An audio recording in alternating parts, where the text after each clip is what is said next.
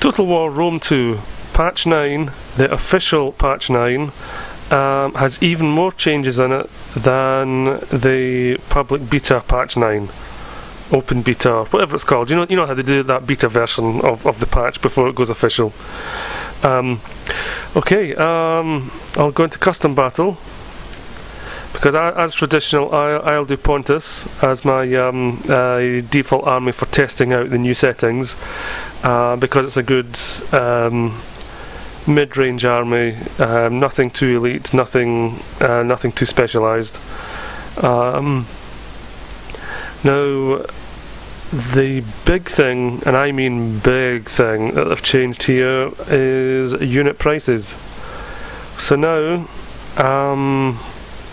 like Pontic Royal Cavalry here is now 1,240 instead of, I think it was 950 before. Bronze Shield Pikemen 820, I think they were, well, I'm not sure, 620, something like that. You know, the elite units have now got an elite price tag, and cheaper units, like for instance the Hillmen, 220. Cheapest chips, you only get what you pay for. But what that means is all my army presets are now too expensive for the fund level that I normally play at. Normally I play at large funds because it was the closest to that sort of 12k. That was the traditional. That was sort of like the traditional value in the good old days of multiplayer back in like medieval Total War, Viking invasion time period. Then it's sort of cutting it down to 11,000 and 10,000 just to make it more of a challenge. So here we have 11,700. Now if I pump this up to Ultra, 16,000. Thankfully, you've still got the custom that you can put whatever figure you want as well. So at least for custom battles, you've got plenty of scope. You do not have to be scrimping and saving. You can go for your complete all elite armies if you want to. It's up to you how you play. Okay, so if I go to Ultra, now I can actually load one of my presets. So if I go into my Pontus, well, 20 unit mixed. That's because 20 unit mixed is, I think, was my test army. But now if I take the price back down again to the price that I used to actually get this army for, it'd be large. Suddenly the army I used to pick is now too expensive. 2,205 over the price limit.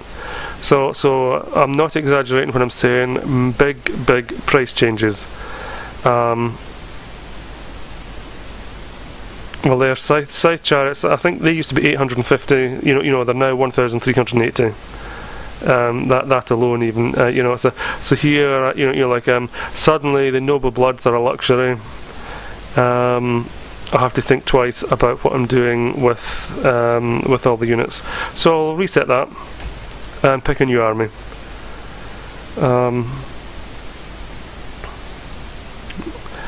Okay, I will use Pontic Royal Cavalry for my general.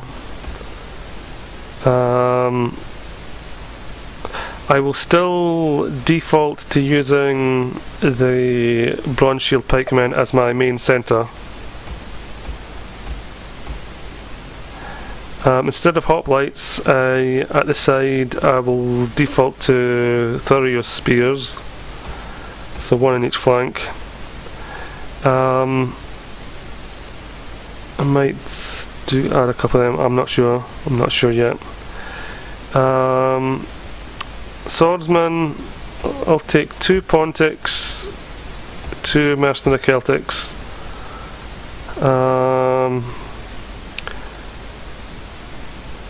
Cavalry, well, that's the thing. I've got Pontic Royal Cavalry for my general. I do not honestly think there would be 2 Pontic Royal Cavalries in the army. You'd have your Royal Cavalry as a unit. Would perhaps have a noble blood after that, and citizen cavalry 2. Right, so I'll try to use well 3 and 4, including my general. But my general, I'll only use him when the battle's at crisis point or turning point. Let me see, missiles. I know there's Eastern Javelin men, but I still swear by my peltasts. In my opinion, for these ancient battles, the peltasts are the secret weapon that people forget to use. For your flanks, they're just awesome. Anti-cavalry, anti-infantry. It's you get spears in front of them and the peltasts behind them. Then those 2 units will take out an elite unit. That's worth more than both of the units combined. But anyway, right. So I'll put 1 for each flank. A couple of archers, because the Eastern archers. Right click. See, the range is 150. See, now the range of the Eastern slinger is also 150. So now I'm not going to be as reliant on my slingers as I used to be, because now a lot of the archers are the same range as the slingers. But I'll still take a slinger unit, and that leaves me 350 left. Now, rather than buy a 20th unit, I'll use that to boost my swordmen, because I'm going up against Romans, and the Romans are going to have well in this example, good grief, Praetorian Guard, Praetorians, Triarii, Vigils,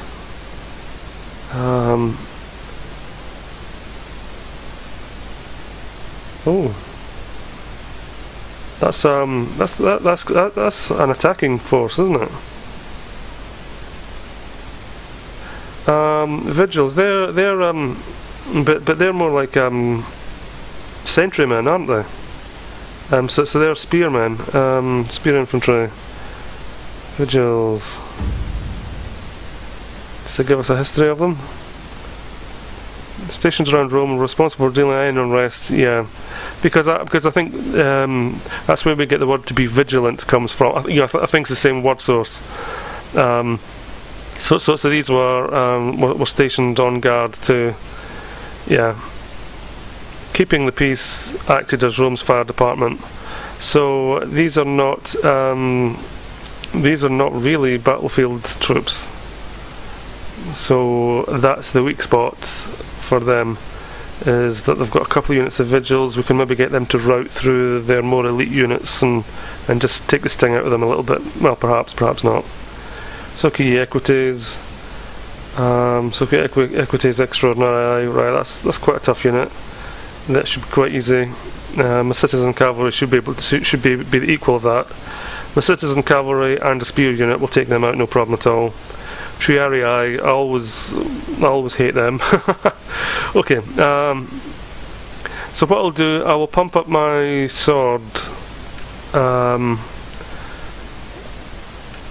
add a couple of chevrons to these. One more. Yeah, that'll do. Yeah, so now I've got a different shaped army. I've only got 1 noble blood now and 2 citizen cavalry instead. I've got archers in now that I never had before.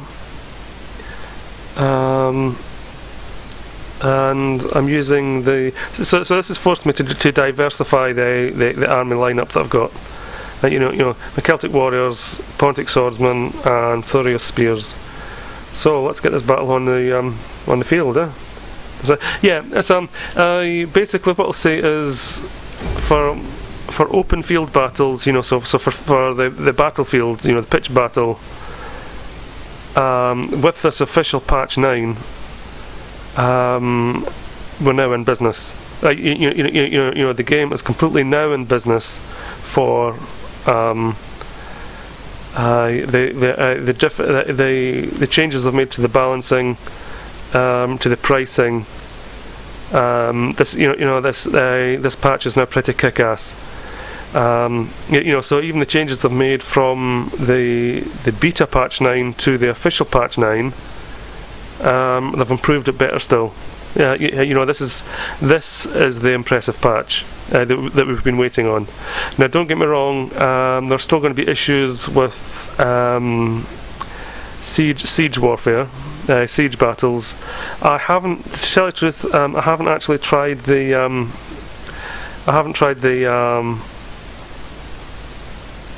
sea battles recently at all since with this last patch. But then I'm pretty rubbish at them anyway. So I'll not. All I'd be able to confirm is the fact that the boats float and then they sink when they get rammed. I wouldn't really be able to give much of a decent commentary on that. Although it might make good comedy right enough, but right. Sticking to my normal strategy of slingers up front. I will place my archers behind the pikemen. I will remove the skirmish mode so that when the pikemen engage in phalanx, they will not be running away. They will be in place to shower down missiles on the enemy, further killing them, sapping the morale as much as possible, and so the combination of the pike phalanx and the archers should be a formidable force. Okay, and on the flanks, we'll put the spears. A bit close, please. Yes. Oops.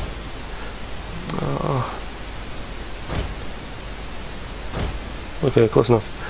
Okay, and the second row, I'll just keep these together. I was thinking about maybe putting one of each on each flank, but these will be reacting to after the pikes are engaged. Then they will react to whatever's happening. If there's pressure this side or if there's pressure that side, then I've got the space to actually throw an extra unit over. I'll put the general in the middle. Let me see, what have I got? It is my peltasts. Peltast there. Peltast there. And I'll put citizen cavalry. Citizen cavalry, and the noble blood. Yeah, that's the last one. Yeah, I'll actually put behind my general, and this once again, I'm just going symmetrical, so to speak.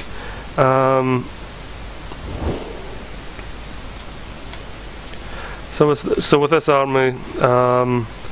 The idea is that the pikes and possibly the spears as well engage front line. The missiles will rain down merry hell on the enemy front line, and any gaps that open up, or if I need to preserve a flank, then my swords will approach after the battle's already started. Hopefully the spears will be free enough to engage any enemy cavalry, and the noble bloods, well, they in turn they're there so that they can respond to whichever flank needs the cavalry the most, and crisis point in the battle, turning point, hopefully. Would be when I would actually bring my general unit into play. But I suppose that's to be found out though, isn't it? So let's take a little look-see up here, see what we got. Okay, vigils, triarii. Okay, so 1 very heavy elite unit, 2 rubbish units basically. Praetorian Guard, Praetorian. Oh, it's 3 Praetorian Guards. I thought it was 1 Praetorian and 2 Praetorian Guards originally. Right. Well, fair enough. Yeah, that's you can't ask for tougher infantry than that. Especially if I induce them to attack, that might be interesting. Okay, Praetorian Cavalry. It's okay. Equity is extraordinary. Auxiliary Numidian Cavalry. Velites, levies, slingers, archers. So here, once again, we've got 2 units that my slingers will outrange, whereas if I approach this side, then my slingers will get decimated. So we'll just advance forward, then put slingers on the right flank to put pressure on their left, and we'll just play it by ear after that. Okay, let's. Oh. Yeah, punished. Okay, let's just advance this up. Speed this up a bit. Yeah, well, like I said, with the beta patch 9 look-see that I did, what I do when I'm playing single player, rather than running my men, which is more critical now as well, because I've changed the fatigue settings, so some of the units will get fatigued much quicker than others. So rather than run them up, I will walk them up and just speed up the battle play.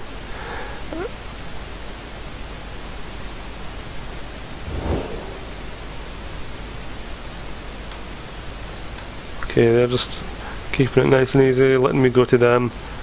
I'm assuming they're symmetrical too. I'm assuming there's cavalry here. I've forgotten already what they had. I'll assume that they'll have cavalry there. If they don't have, then that's an added bonus. But they will have, I'm sure. Although it doesn't say that the map is. It does not say that that's a dead spot. You know, the dead spots are dark. Unless the trees, forests highly effective for hiding troops. Yeah, so there could be cavalry hidden in the woods there. Okay, and phase 2.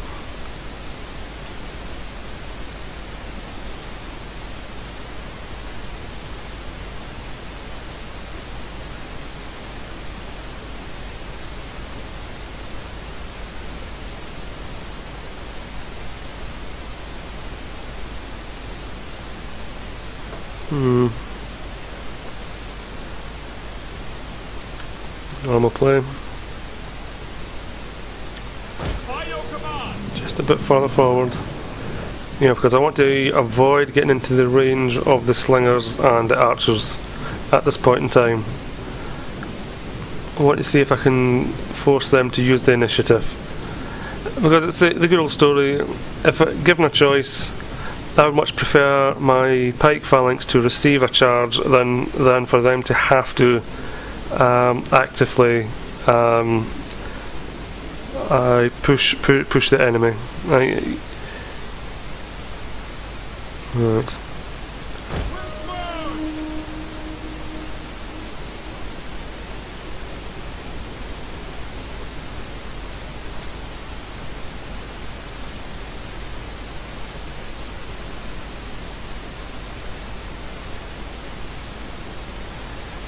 Yeah, the pike statistics have changed as well. I don't know what they are, to tell you the truth. I just know that there's been a lot of things changed. Oh, see, because I think they might It might be that the AI does not see my missile units because they're...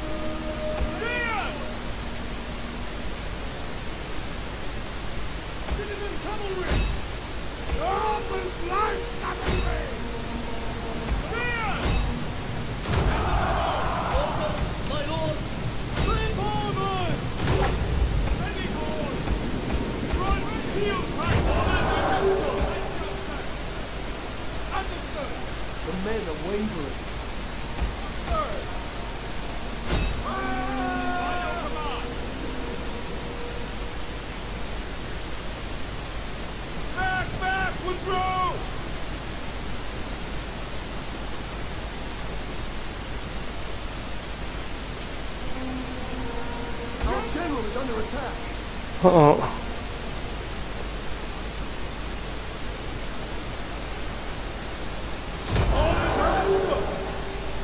Picked the wrong general options.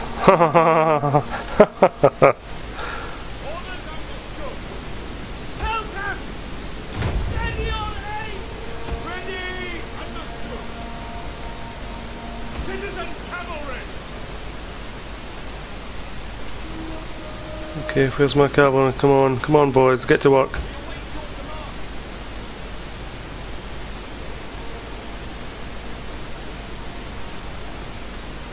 Riders, at the double!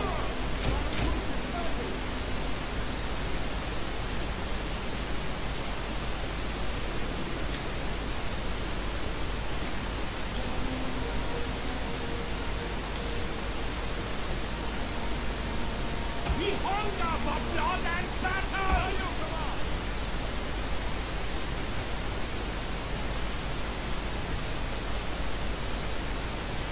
Forward! As you wish! Ride them down! As you wish!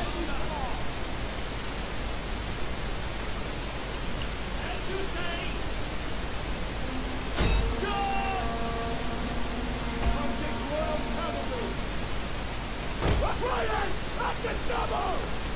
I'm letting my general get decimated there, that's very bad form.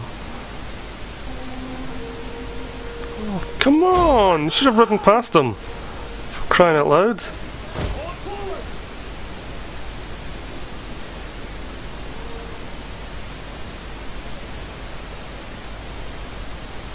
It's taking too long.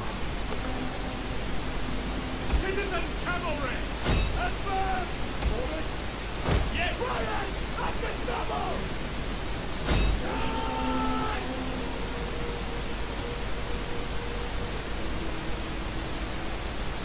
Forward!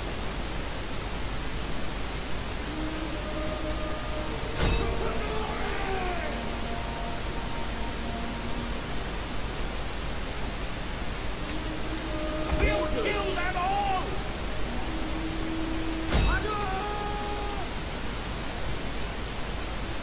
Peltasts!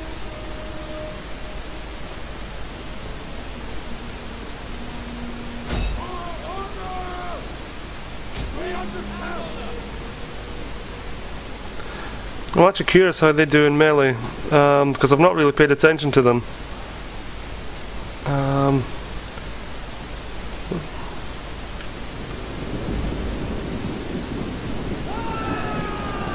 Right, they use a...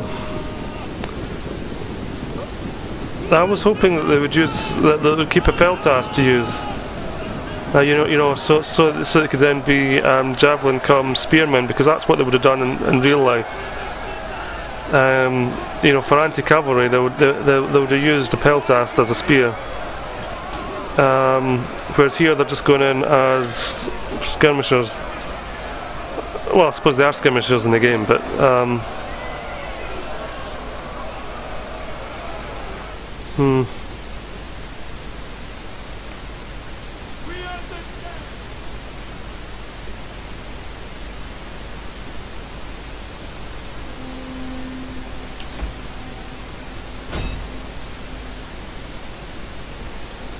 And there's one unit up here, isn't there? Alright, so there is. Orders understood. Warriors!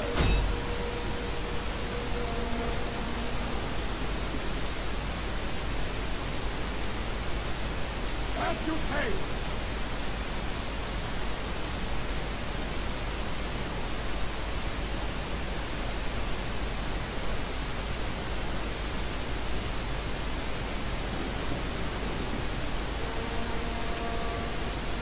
Let's see the...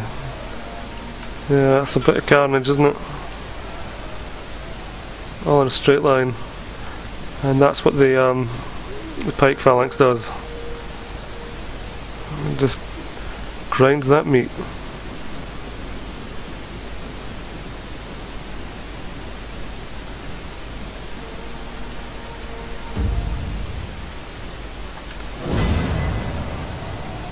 Okay, not the most spectacular battle, but I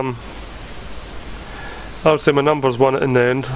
You know, because although these units are better per man, you know, per head, the actual numbers of men that I had, 2,520, 1,960. I meant I could take more killing than they could, so eventually I just ground them down. That's about the size of it, I suppose. Yeah, I'll just shut up now, and that was just a quick look at the